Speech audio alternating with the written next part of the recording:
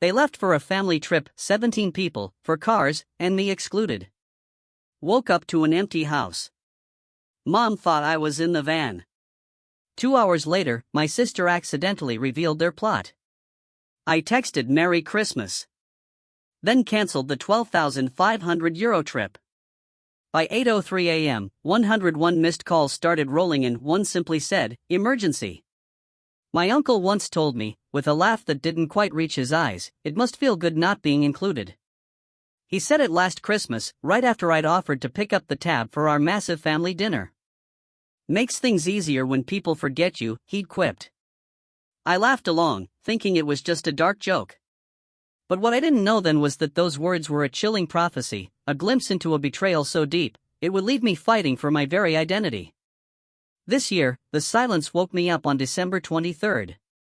Not the peaceful kind, but a heavy, insulated quiet that pressed in on all sides. No festive smells, no excited chatter, no frantic knocking. Just the stark realization that my house was empty. The living room was eerily spotless, save for a forgotten charging cable and a few pine needles near the door. My suitcase, still from my last work trip, sat unopened in the hallway. My toothbrush was dry. My wallet, untouched. For a panicked moment, I wondered if I was still dreaming, or maybe they were just running late. So, I called. Mom picked up on the second ring, sounding disoriented, like she'd been caught off guard. "Hey," I said, trying to keep my voice light, "where is everyone?"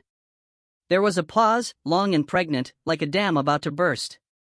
"Oh," she finally said, "we thought you were in the van with your cousins." In the van, just like that. 17 people, multiple cars, one massive family trip, and not a single soul had noticed I wasn't there. No calls, no check-ins, not even a saved seat. She stammered, "I swear I thought Zach told me you were in a car."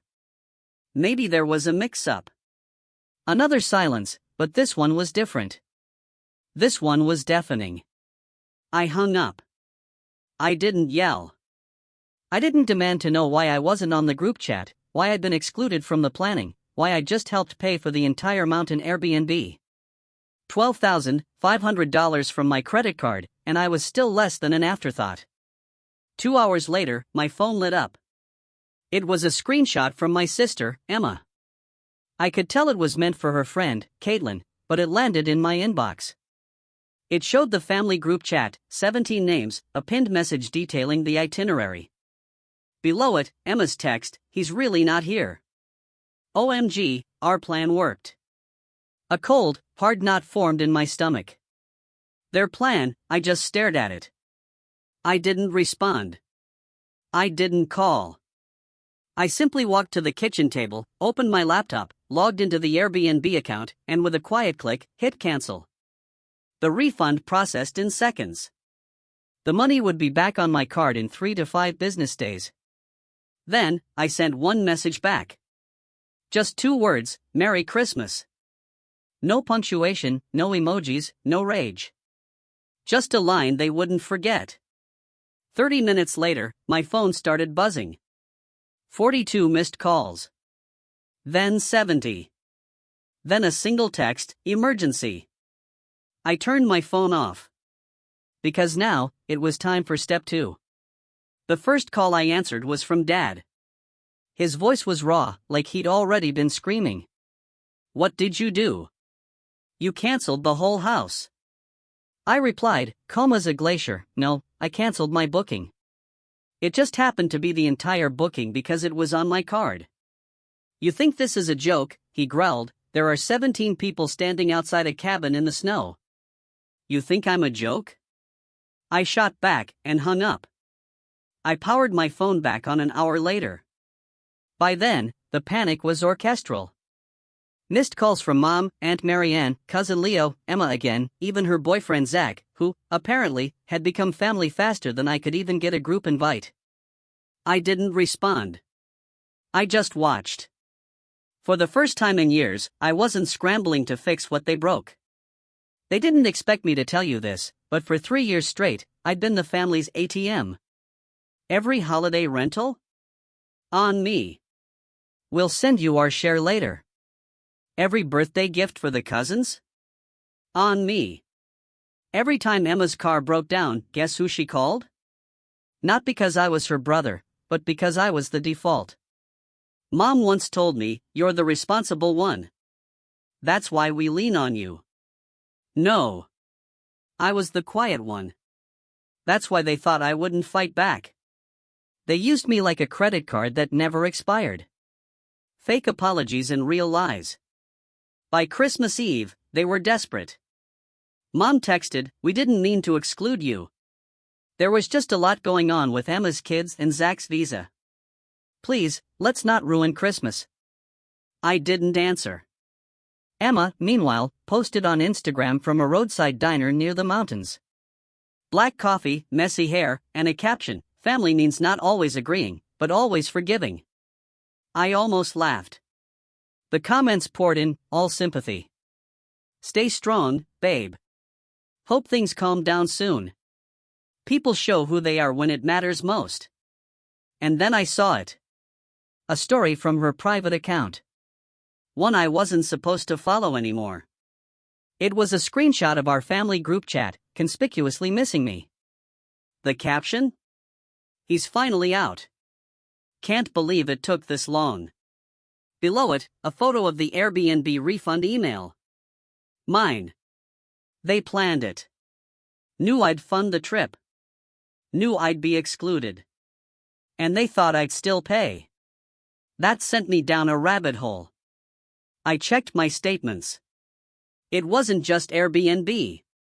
Emma had used my Netflix, my Spotify, my Amazon Prime, including several next-day orders for hiking gear. None of it for me. None of it with me. All on my tab. And then the gut punch, a $780 charge to a ski rental store in Aspen. I'd never even been skiing. They'd used my login, my autofilled card, my identity. I screenshotted everything. Then I checked the family group chat from 2 years ago, when Emma had begged me to help her consolidate her debt. Just for 3 months, she'd said. It had been 31. Silence turned into sabotage. On Christmas night, I posted something. Not public yet. Just a closed friend story with a screenshot of the refund confirmation and the caption. Turns out I wasn't as invisible as they thought. By the next morning, my phone was blowing up with messages from people I hadn't heard from in years. My cousin Leo, "Hey man, I had no idea they didn't invite you. That's messed up. I only came 'cause they said you couldn't make it. Aunt Marianne, you were paying for all of this? I thought your mom and dad covered the house." But the real gold came from Zach, Emma's tag-along boyfriend. He texted, nervous at first. Then he wrote, "Dude, I didn't know about any of this. I thought you were just staying back for work. Emma said you volunteered to cover the Airbnb. Then she said you didn't like being around people anymore. That you were fragile." Fragile. The same word Dad had used last year after I told him I was burned out from work. "Fragile boys don't last long in real life," he'd said. What Zach revealed broke everything open. He called that evening, his voice shaky. Emma, he explained, had been planning the perfect family trip since October. Her words, not his. She called it her Christmas rebrand. New vibe, new family structure, no drama, which apparently meant no me. She told Zach she'd handle the Airbnb.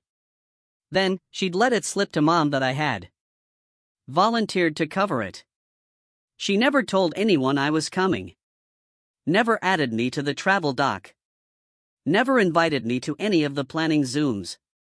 "You just get in the way," she'd told Zach, who whispered, "She said you ruined the mood." He tried to push back, he said. Told her I should be included. And Emma's chilling reply? "Don't worry. He's used to being left out. He won't even notice." I hung up without saying a word. The evidence folder had just begun. That night, I started a new folder on my laptop. I named it Used. Screenshots, emails, Emma's Instagram stories, the Amazon invoices, the Airbnb charges, old messages where they told me I was part of the family but always, somehow, the last to know and the first to pay. Then, I opened a new tab, typed $12,500 Airbnb chargeback plus fraud, and started my next step. They thought I was gone. They thought I'd sulk in silence, just like I always did. That I'd retreat to my little apartment with my half-finished puzzles and unspoken grudges, and let them celebrate without interruption. They were wrong. Because while they were hiking through snowy trails, smiling for photos in coordinated flannels, I was already 10 steps ahead. And I knew exactly where they were. How? Because Emma, brilliant strategist that she is, had forgotten that my Spotify account was still logged into her phone. She'd been using my premium for months, no ads, unlimited skips. But more importantly, it showed me her GPS pin. I watched her move across the map in real time. The cabin, the store, the trails, and then, the Christmas dinner reservation. 7 p.m. Mountain Hearth Lodge, Aspen Room. I booked a table. Same lodge. 1 hour earlier. I packed my laptop, the folder marked used, a printed stack of every transaction from my card, and my phone with the screenshots queued up. I threw on a suit I hadn't worn since my last job interview and drove up the mountain in silence. Just me, the hum of the engine, and the cold fury. 7 p.m. The Aspen Room. They were already seated, tables pushed together, 17 people. The real family. My seat, of course, was empty. I watched from across the room for a moment. Mom was smiling nervously. Dad was pouring wine like a senator. Emma was scrolling through her phone, probably checking how many likes her blessed Christmas post had racked up. Zach looked utterly miserable. Then, I walked over, dead quiet. Forks froze midair. Someone, I think it was Aunt Julia, muttered, "Oh no." "Hey everyone," I said, cheerful as could be. "I heard we were doing Christmas dinner." No one spoke. Emma finally managed, "This is not your reservation." I smiled. "Actually, it is. You're sitting under my name. The one that paid for the lodge package. Check the receipt." Dad stood up. "You're making a scene." "No," I said, my voice steady, "I'm making a point."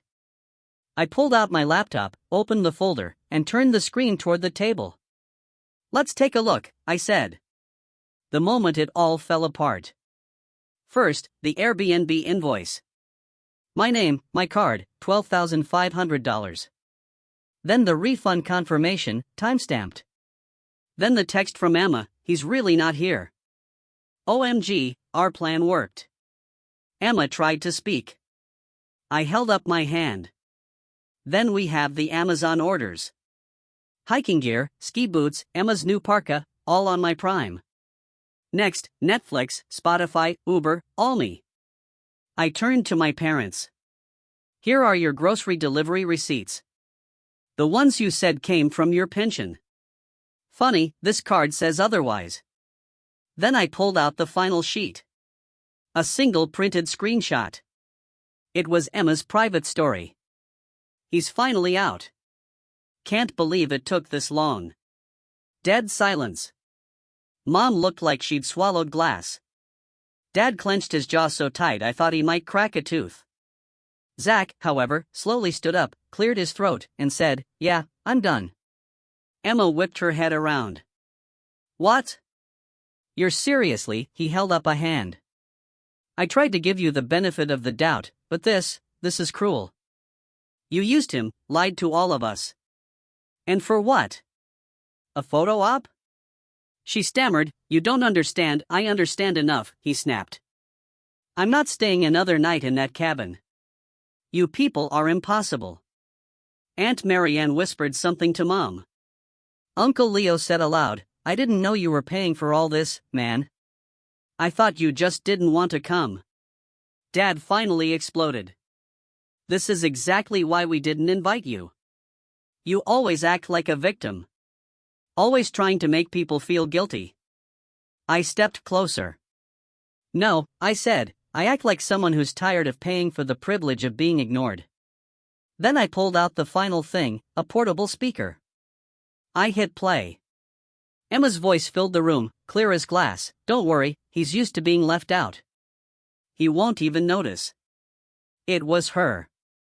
A voice memo from a month ago, sent to Zach, saved automatically in the chat. Emma lunged forward. Turn it off. I turned it up. Mom stood up. Please, we can talk about this.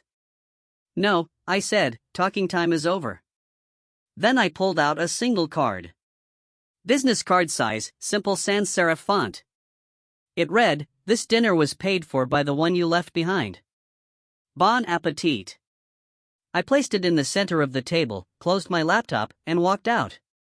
Behind me, I heard chairs scrape, a plate clatter, someone muttering, "Jesus Christ." Outside, the snow had just started to fall.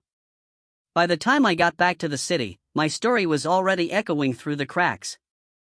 Zach had driven straight home after the dinner and made a short but powerful post. Sometimes you find out too late that the people closest to you are capable of orchestrating cruelty like it's a holiday plan. He didn't name anyone. He didn't have to. People connected the dots fast. The next morning, I went public.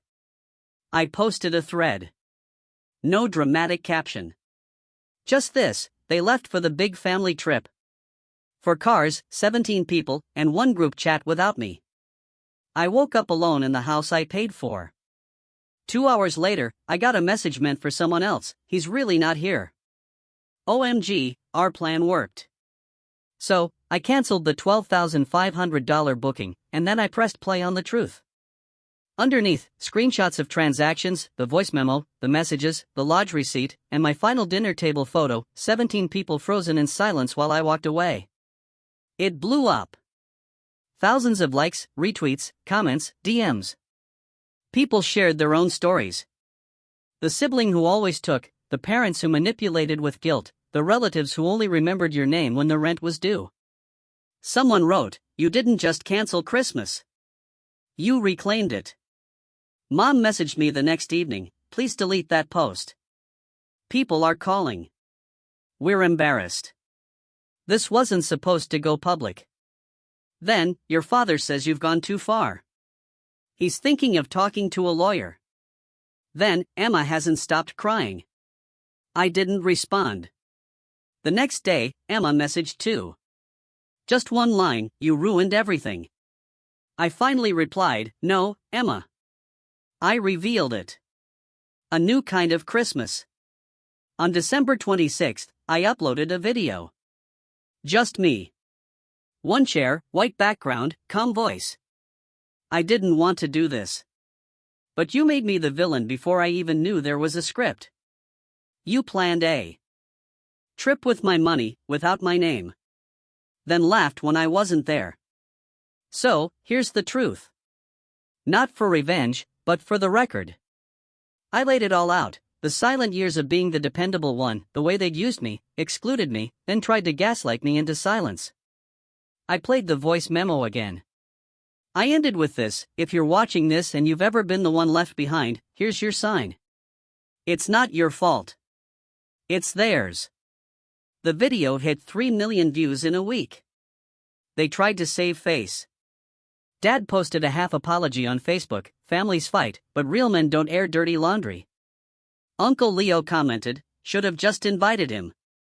Emma tried to pivot. She posted an Instagram story with a black screen: "People change when you stop letting them manipulate you. I see clearly now."